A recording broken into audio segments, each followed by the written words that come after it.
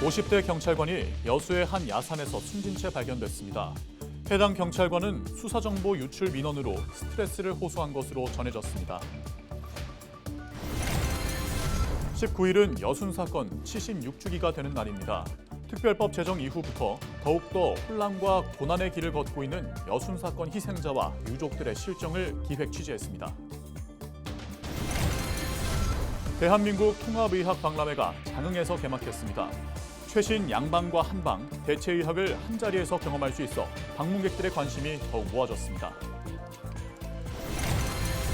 서울은 강남과 강북이 불균형하게 개발돼 도심의 편차가 심각합니다. 첨단 문화도시로 변모된 성수동의 사례를 케이블TV 공동기획을 통해 확인했습니다.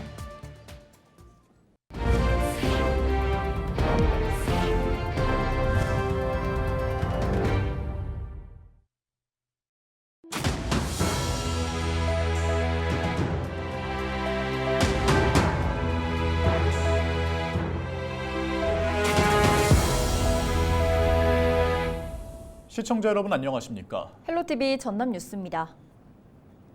19일은 여수 순천 11구 사건이 발생한 지 76년째 되는 날입니다. 여수에 주둔하던 국군 14연대 일부 군인들이 국가의 제주 4.3 사건 민간인 진압 명령을 거부하며 저항했고 무력 진압 과정에서 만여 명이 희생된 사건이죠.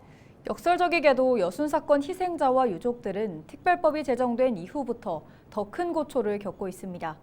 연속 기획 보도 서경 기자입니다.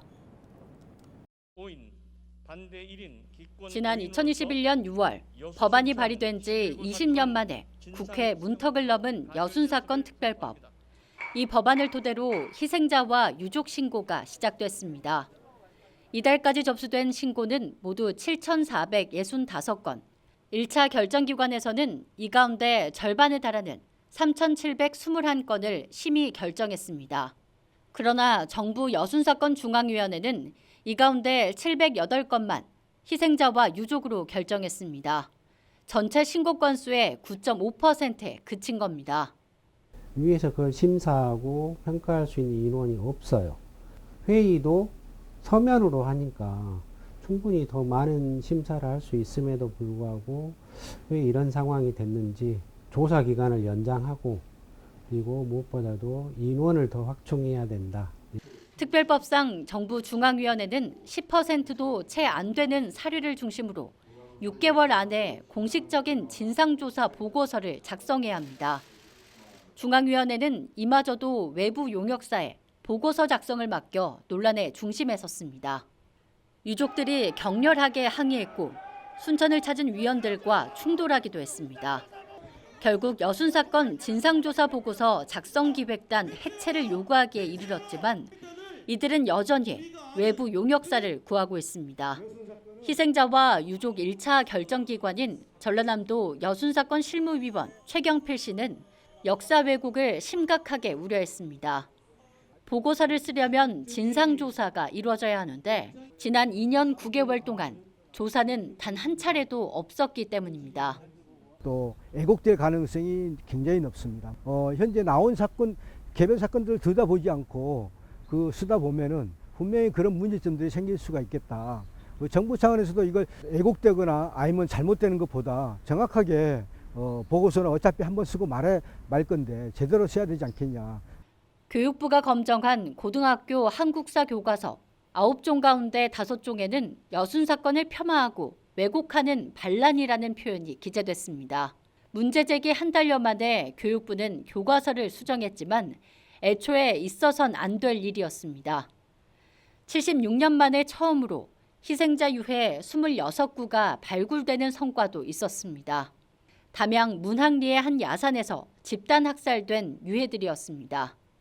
봉안식은 정부 여순사건위원장인 국무총리도 실무위원장인 전남도지사도 없이 조촐하게 치러졌습니다.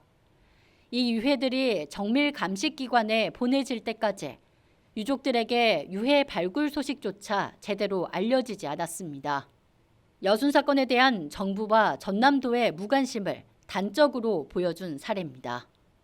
이 역사는 결국은 진실에 도달하는데 우리 국무총리님, 이원회 위원장으로서 직무유기하시면 안 됩니다. 그리고 우리 행정에서 지원단의 역할을 맡고 있는 분들도 이후에도 이런 문제가 드러났음에도 불구하고 이후에도 이런 부실 운영, 직무태만이 이루어진다고 하면 우리 전남도민들은 용납하지 않을 것입니다. 오늘도 전남 곳곳에서는 희생자 유족과 시민사회단체의 기자회견이 열렸습니다. 정부 중앙위원회 부실 운영 문제점들을 낱낱이 짚어내며 기획단 해체를 요구한 목소리입니다. 여순 사건 발생 76년, 그리고 특별법 시행 2년 9개월. 고령의 유족들에게 시간이 얼마 남지 않았지만 정부 중앙위원회는 퇴행을 거듭하면서 논란을 부추기고 있습니다. 국가폭력으로 숨진 희생자와 유족들은 2024년 또 다른 모습의 국가폭력을 마주하고 있습니다. 헬로티비 뉴스 서경입니다.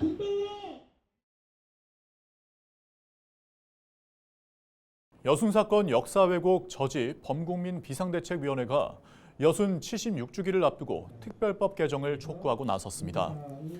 위원회는 18일 여순 11구 평화공원에서 기자회견을 열고 여순 사건 진상조사 기간이 지난 5일자로 마감돼 진상조사 보고서 작성 단계에서 역사 왜곡이 우려된다고 강조했습니다. 그러면서 진상조사 기간 연장을 위해 특별법을 당장 개정할 것과 신고 접수된 7,465건의 유족 결정을 서두를 것, 진상조사 보고서 작성 중단과 기획단 해체, 정부 여순위원회 부실 운영 대책을 마련하라며 목소리를 높였습니다. 100세 시대를 대비해 건강한 삶의 방향을 제시하고 통합의학을 체험하는 대한민국 통합의학 박람회가 장흥에서 막이 올랐습니다. 양방과 한방, 대체의학을 한자리에서 볼 수 있어 방문객들의 눈길을 끌고 있습니다. 보도에 장혜원 기자입니다. 사람들이 한데 모여 손가락을 기계에 갖다 댑니다. 스트레스 지수와 혈관 건강을 확인하기 위해서입니다. 인근에 있는 다른 체험장에서는 사람들이 기계에 누워 허리 치료를 받거나 한방 치료를 받기도 합니다. 우연히 이제 박람회를 한다 그래서 왔는데 이렇게 다양한 측정을 해줄 수 있고 체험을 해볼 수 있어서 좋은 것 같아요. 아니 와보니까 생각했던 것보다 더 이렇게 친절하시고 의료 여기 받았거든요. 치료. 그랬더니 그것도 병원에서 받은 것처럼 좋았고. 현대의학과 한의학, 대체의학 등 다양한 치료법을 선보이는 통합의학 박람회가 전남 장흥에서 열렸습니다. 주재관을 비롯해 통합의학관, 보안대체의학관 등 이번 박람회에 마련된 체험관은 모두 6곳. 전국의 대학병원과 대학, 협회 등 모두 110개의 기관이 참여해 다양한 진료와 통합의학 체험 프로그램을 제공합니다. 관광객들은 이곳에서 홍채 검진과 재활 마사지, 체형 교정 프로그램 등 자신의 건강 상태를 확인하고 치료를 받을 수 있습니다. 장흥구는 지난해와 달리 올해는 어린이들과 가족 단위의 체험 행사를 마련했습니다. 또 대구와 충주 등 지역 병원의 통합의학 전문 의료기관을 유치하고 체험 부스를 늘렸습니다. 통합의학에 대해서 보다 많은 사람들이 좀 체험하게 만들고 또 우리 장흥의 통합의학의 어떤 중심지로서의 장을 알리는 게 큰 목적이 있습니다. 통합의료의 전문 의료기관들을 유치에 신경을 썼고요. 또 많은 체험 부스라든가 전시관을 대폭 확대했다는 게 큰 의미가 있습니다. 이를 비롯해 박지영과 손태진 등 유명 가수 축하 공연을 시작으로 홍성우 비뇨의학과 전문의, 김은정 맨발학교 사무총장 등 의료계의 명사를 초청한 건강 강좌도 진행됩니다. 올해로 13회째 열리는 장흥 통합의학 박람회. 현대의학과 전통의학을 한자리에 체험할 수 있는 이번 박람회는 오는 22일까지 장흥 국제통합의학 박람회장에서 열립니다. 헬로티비 뉴스 장혜원입니다.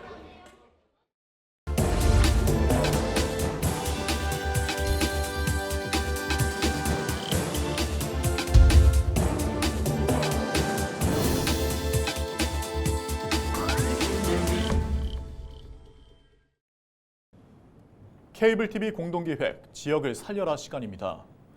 서울은 강남과 강북이 불균형하게 개발되면서 도심 곳곳의 편차가 심각합니다.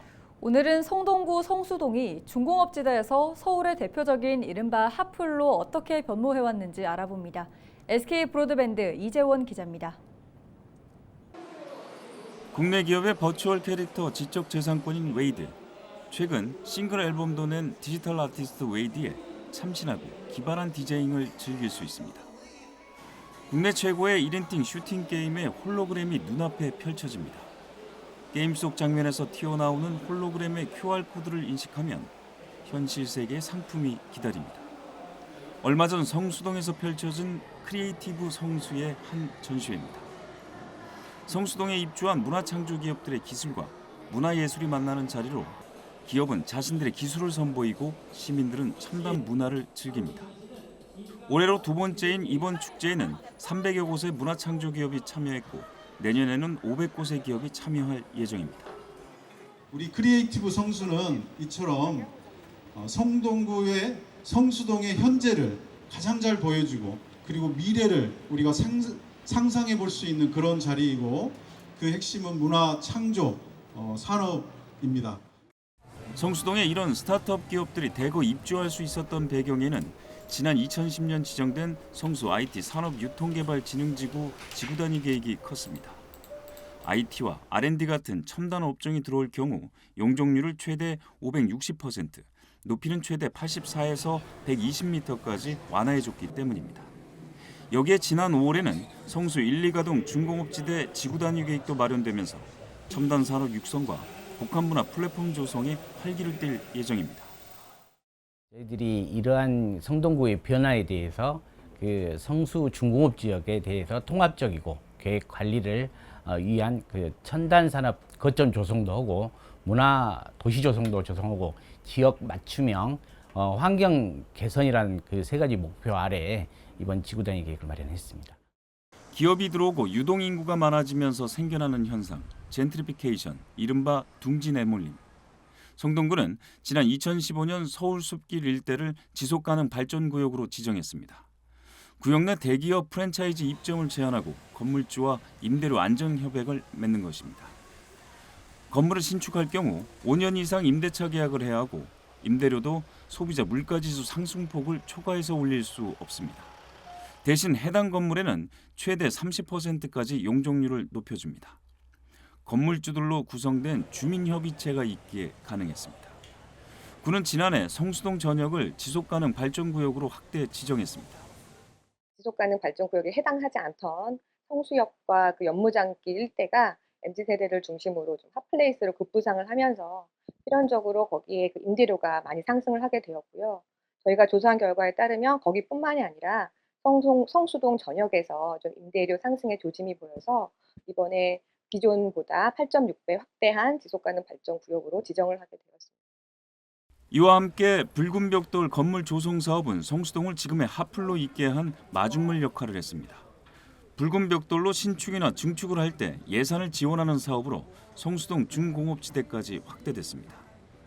최근에는 영국의 유명 여행 문화 잡지 타임아웃이 선정한 세계에서 가장 멋진 동네 4위에 등극했습니다. 1960년대 공업단지로 조성돼 인쇄업과 수제화 제작업체가 가득했던 성수동. 지자체와 입주기업, 지역 주민들의 협력으로 오래된 공장과 창고는 카페와 문화시설로 탈바꿈되며 첨단 문화도시로 거듭나고 있습니다. BTV 뉴스 이재원입니다.